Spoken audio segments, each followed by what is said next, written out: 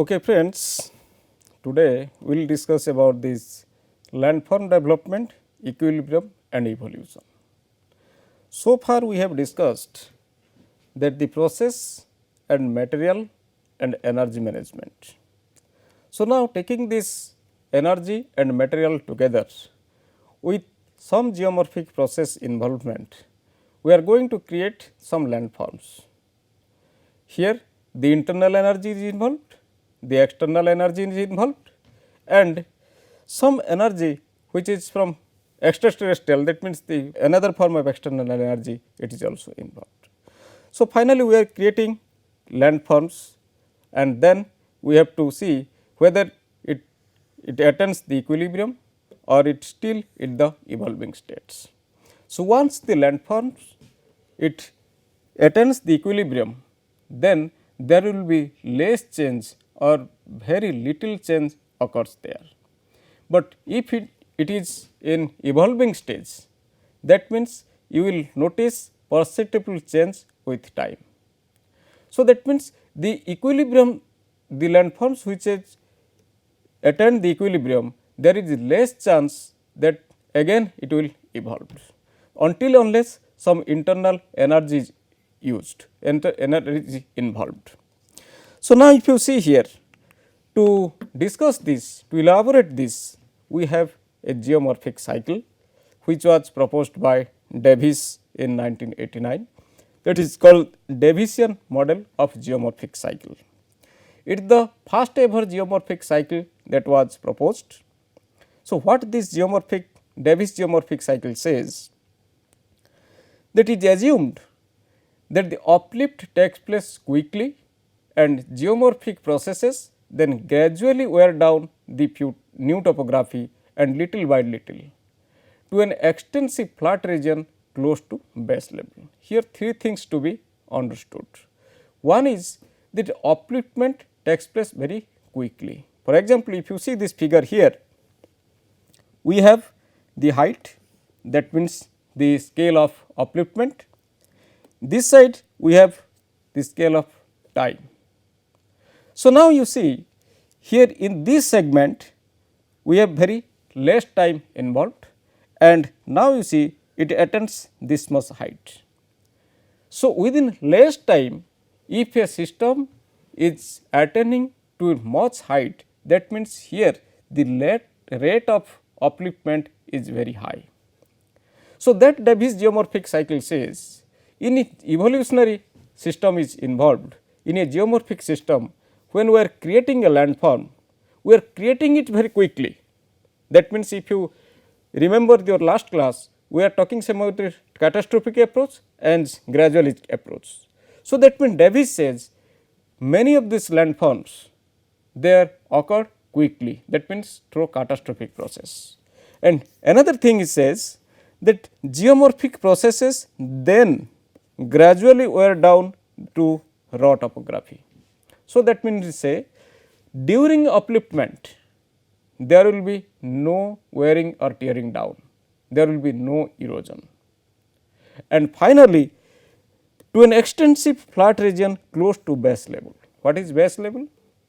If you see here this figure, this is called base level. Base level, that means it is the general sea level. Base level means below that there will be no erosion. The agents, either it is these rivers or the glaciers, they cannot erode the topography, the land surface below that base level. So, base level is known for depositional zero contour or topographic zero contour, that here the land and sea that meet. So, if we say so, we have already discussed in our earlier classes, there are many times the geographic changes has been occurred. So, that means the base level has sometimes it has raised up, sometimes it has gone down. So, there will be change of base level in the geological past. So, once there is change of base level occurred, similarly this corresponding geomorphic system they have shifted their place. So, that is why there is a region for paleogeographic changes. So, this base level plays major role in modifying the geomorphic system. because all the depositional topography, all this erosional topography, they remain always and always above this base level position. So, now you see we have Davis geomorphic cycle says this is the base level and this is the valley floor level at the height of the divide of the summit. This means this water divides. It says the upliftment takes place very fast within a small time we are uplifting the system, and then gradually we are eroding down. If you see this height of these hills, gradually the height is decreasing, decreasing and decreasing and decreasing, and finally these are called the monadnocks. Monadnocks, they are isolated hills, isolated erosional hills within the flat area. This is called monadnocks. So, that means at the initial time the hill has attained maximum height, and now we have uplifted the system, we have kept it this level and gradually allowing the geomorphic agents to erode them, and finally with time they are eroding and decreasing the level, and finally they are mixing it with the base level. So, that means I want to say erosion takes place only up to the base level. So, this is the assumption of the Davis that there will be no erosion until unless upliftment is over. Do you believe so? No, because we cannot say erosion to stop because upliftment is going on. At many places erosion and upliftment, they go side by side, hand in hand. Whenever there will be upliftment, there will be erosion. So, the reduction process, that means the height reduction process, creates a time sequence of landforms that progress through youth stage, mature stage and old stage. So, that means if we take erosion as a package, landform development as a package, this process takes in 3 different stages. In youth stage, that means at early stage of development of the landform, this rate of erosion is more. So, here whatever the topography is formed, they will be very blunt, and then you come to the mature stage. In the mature stage what happens, the rate of erosion will be less. So, that is why whatever these landforms are formed, they are corresponding to this rate of erosion and there will be less blunt. In the old stage, mostly the erosion is not dominant, it is the deposition is dominant, very little erosion if possible, because it is close to the base level, and we know close to the base level there will be no erosion or very little. And youth stage we will get the topography, we will get these landforms which are erosional landforms. In mature stage, mix erosional and depositional landforms. In old stage, mostly it is the depositional landforms. So, according to the Davisian model, upliftment and planation takes place alternatively. That means, Davis geomorphic cycle says there will be no erosion until unless there will be upliftment, and upliftment stops, then erosion starts, which is not possible. Here it says many landforms uplift and denudation occurs at the same time. So, this was the flaw of Davisian geomorphic model.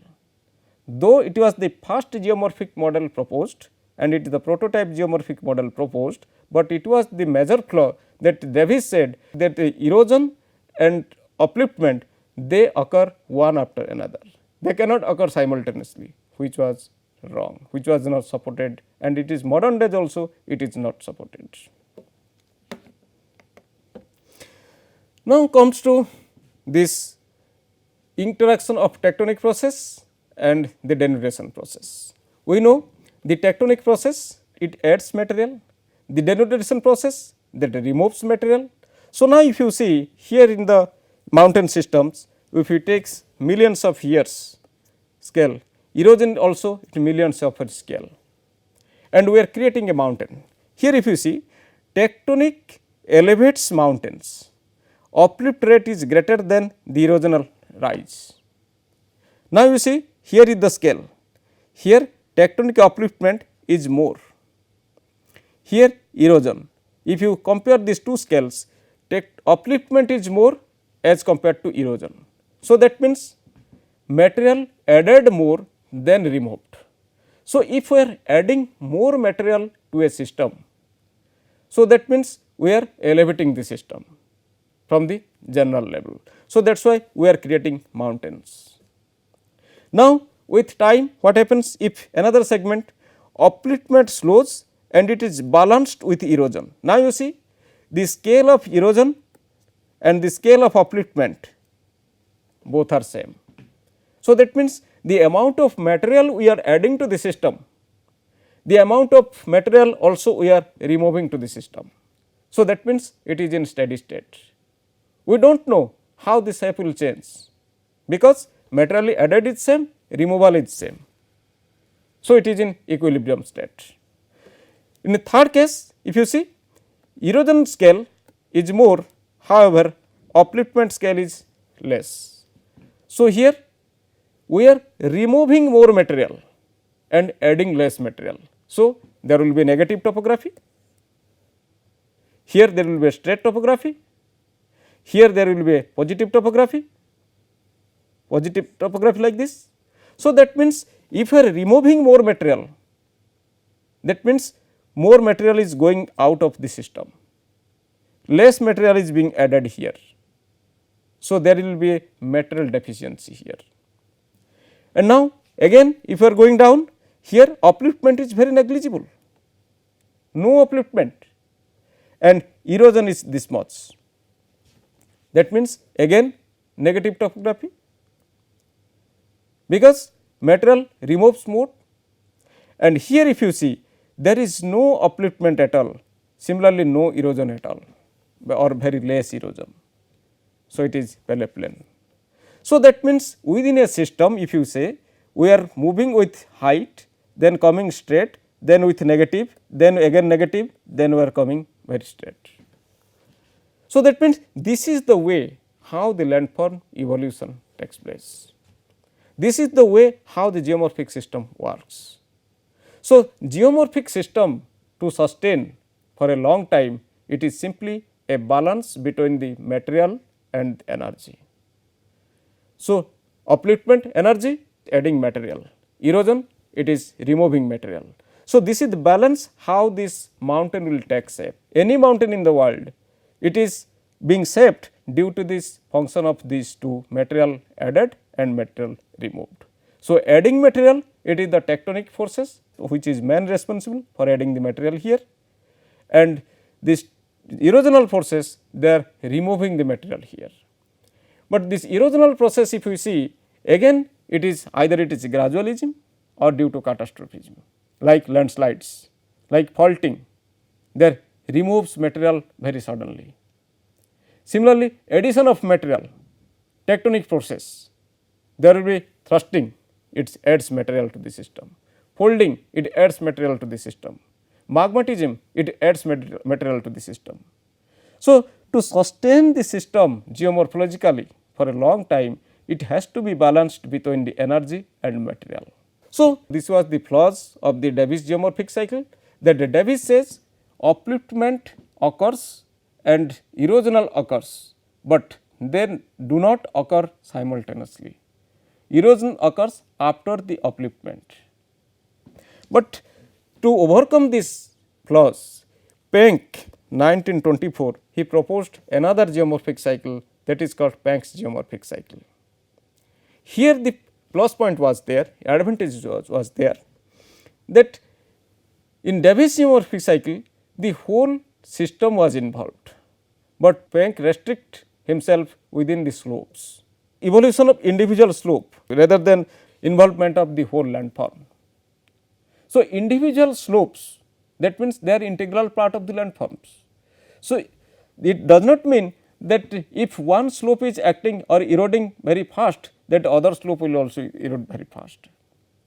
So, taking the whole landforms at a time, considering the whole landform at a time, we may doing something wrong. So, that is why Penck was very cautious and very precisely he restricted himself within these slopes only, evolution of slopes only. So, there are three types of slopes. one is called convex slope. That means, here if you see material added is more then removal is less. So, if you are adding more material by tectonic forces and removing less, so that means we are getting a convex slope. So, it is otherwise called waxing slope. And suppose we are removing more material and adding very less material, that means we are creating a concave slope. But here suppose we are adding material and removing material, both are same. So, here we will get a straight slope. So, hill slope can be a straight slope, can be a concave slope, can be a convex slope. That depends upon which slope is responding to this geomorphic system in which way, and at which slope the tectonic process is adding material and which slope the erosional process is removing material. So, this is all about this game, how these slopes can be defined and which slope will be convex, concave and straight, and how they will affect the geomorphic process, they will study here. Now, second is the concave slope, already we have discussed, then straight slope we have discussed. As a geomorphologist, you will always and always deal with the topographic map. So, if as a geologist or a geomorphologist, if you handle with a topographic map, how you will determine which type of slope you are dealing with. So, that is by looking the topographic contours, the height contours. So, as far as Survey of India is concerned, the topo sheet is prepared, this contour difference on 1:50,000 scale is 20 meter. That means, if you are moving from one contour to another contour, either you are going down 20 meter or going up 20 meter, and 1:25,000 meter scale, your this contour difference is 10 meter. So, by looking the contour pattern, by looking this contour arrangement, by looking the spacing of these contours, you can say what type of slopes you are dealing with. For example, if you see here, this is a convex slope and you come here, this is the topographic map, the contours are arranged. At these slopes, these contours, they are very closely spaced. And if you are moving relatively to flat region, now you see this is the system, this is relatively flat and this is sloping surface. In the sloping surface, the contours, they are very closely spaced, and relatively flat portions, the contours, they are widely spaced.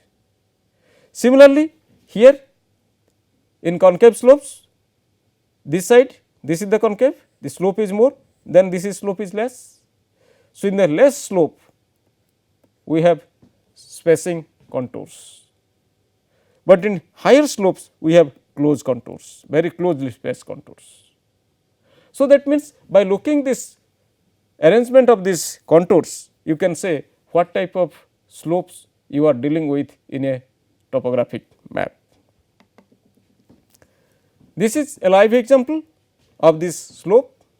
Now, you see these are the two mountain systems, two mountains having some contour values is given, and now this topographic map is prepared for these mountain systems. Now, you see these are the closed contours and 10 meter contour interval. As per of Survey of India topography topo sheet is concerned, this can be of 1:25,000 map, is not it. Now, here in the mountain system, you see this side, from this side, these contours, they are very widely spaced, but this side of this hill, these contours, they are very closely spaced. So, we can say this is a gentle sloping mountain front, this is a gentle sloping mountain front, and this is a steep sloping mountain front. So, understanding this contour is very much important for geomorphologist to work for diamond tunnel development, for planning purpose, for defense purpose and for water management purpose. So, whatever may be the developmental project is concerned. So, understanding its contour is very much important. Now, these are this topographic map. In a topographic map, a straight slope, you see straight slope equally spaced, there is no spacing, or either it is closed spacing or it is widely spacing, it hardly matters because the slope is straight. So, you see equal contour distance, but in case of concave slope, you see this side the contours are very closed space and this side they are very widely spaced. Similarly, the convex slopes, this side very closely spaced, this side very widely spaced. And if you see this topocit of 1:50,000 scale somewhere from Himachal Pradesh, the Pin Valley, this Himalayan system, the Himalayan mountain system is very closely spaced contour. That means, it is indicating that this Himalayan system, the slopes are very steep. However, if you consider this Eastern Ghat, here this will be look like this. That means, contours are widely spaced, but in steep slopes like the Himalayas, the contours are very closely spaced. So, that is why understanding the slopes is very much necessary for infrastructure development purpose. Until unless you slope geometry you do not understand, you cannot go for developmental program, you cannot go for reservoir development, you cannot go for dam development, you cannot go for tunneling, you cannot go for watershed management. So, slope surface management and its understanding, it is very much important for geomorphologist. Now, another terminology comes here, it is called dynamic equilibrium. That means, we have a evolving surface, the geomorphic systems they peneplane the system, they peneplane the slopes, they erode the slopes. Then what is dynamic equilibrium? Dynamic equilibrium, it prevails where all slope, both hill slope and river slopes, they are adjust to each other in the form and the process are in the steady state of balance and may be considered at the time independent. What does it mean? We have rivers, we have hills. So, that means, a hill and the river slope they are in straight line, that is called dynamic equilibrium. That means, material being added from this hill they are removed by this river. So, in that case straight slope remains straight, concave slope remains concave, convex slope remains convex. So, material being added and removed, it hardly affect the slope geometry, that is called dynamic equilibrium. That means, it is in a dynamic state, material being added and it is also being removed. So, that is called dynamic equilibrium, though it is in a dynamic form, but it is in equilibrium. So, that is called dynamic equilibrium. Then steady state, it is condition in which land surface form does not change despite material being added by tectonic uplift and removed from the geomorphic process. In the other word, the steady state and dynamic equilibrium both can be similar way understood. So, a condition which land surface form does not change, that means, a hill, a rocked hill remains a rocked hill, a straight slope remains a straight slope.